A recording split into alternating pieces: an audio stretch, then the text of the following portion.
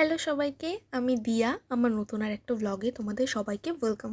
আজকে আমি চলে যাব ভূতনাথ মন্দিরে। তো বাড়ি থেকে বেরিয়ে অটো ধরে চলে গিয়েছিলাম কবি নজরুল মেট্রো স্টেশনে। সেখানে গিয়ে 20 টাকা দিয়ে টিকিট কেটে চলে গিয়েছিলাম শোভাবাজার। তো পৌঁছে গেছি শোভাবাজার মেট্রো স্টেশন। তোমরা যেখান থেকেই আসো না কেন, ফার্স্টে শোভাবাজার মেট্রো স্টেশনে 3 নম্বর গেটে আসবে। সেখান থেকে তোমরা অ্যাভেলেবেল অটো পেয়ে যাবে।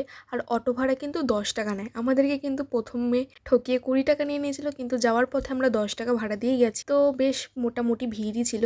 আর বাইরের দোকানগুলো থেকে তোমরা ঠাকুরকে পুজো দেওয়ার জন্য ফুল মিষ্টি কিনে নিতে পারো, বাট এখানে ধরে পুজো দেওয়ানো হয় না। ঠাকুরের চরণে তোমরা ফুলটুকুই শুধুমাত্র দিতে পারবে। তো আমি নিয়ে নিয়েছিলাম একটা ফুলের ডালা, মাত্র 30 টাকা পড়েছিল। ভূতনাথ মন্দির থেকে বেরিয়ে ভূতনাথের অপোজিটে কিন্তু আরেকটা ঠাকুরের মন্দির আছে। তারপরে ট্রেন লাইনটা পেরিয়ে গেলেই তোমরা পেয়ে যাবে আর একটা ঠাকুরের মন্দির। সেখানে কিন্তু অবশ্যই তোমরা ঠাকুরের দর্শন করো গিয়ে। মন্দির থেকে বেরিয়ে চলে গিয়েছিলাম গঙ্গার ঘাটে।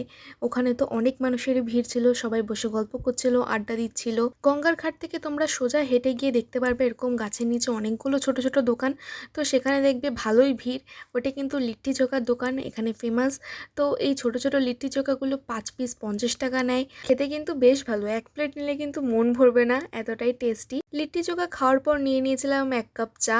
আর চায়ের ওপর থেকে এরকম কেশর দেওয়া ছিল, চাটাও খেতে বেশ ভালো ছিল। তারপরে চলে এসেছিলাম আমরা গঙ্গার পাড়ে। সেখানে এসে তো গঙ্গার এত সুন্দর হাওয়া আর পরিবেশটাও বেশ ভালো লাগছিল সন্ধ্যেবেলা। তারপরে চলে গিয়েছিলাম আমরা আবার টিকিট কাটতে, কারণ এখন বাড়িও ফিরতে হবে, তাই টিকিটও কেটে নিয়েছিলাম। এখন আমরা চলে যাব কবি নজরুল মেট্রো স্টেশন। তো সেখানে গিয়ে একটু খিদেও পেয়ে গিয়েছিল, ভাবলাম মোমো খাওয়া যাক। আর এখানে একটা ফেমাস মোমো দোকান আছে, আর মোমোগুলো খেতে বেশ ভালো হয় এখানে। তো এখান থেকে নিয়ে নিয়েছিলাম 1 প্লেট মোমো। আর মোমোটা আর চাটনিটা তো বেশ ভালো খেতে ছিল, আর স্যুপটাও খুব ভালো খেতে ছিল। খাওয়া দাওয়ার শেষে আইসক্রিম না খেলে হয়, আর এখন যা গরম পড়েছে আইসক্রিম না হলে তো চলেই না। তো ওর জন্য নিয়ে নিয়েছিলাম লাস্টে একটা আইসক্রিম। তো চলো দেখা হচ্ছে নেক্সট ভিডিওয়।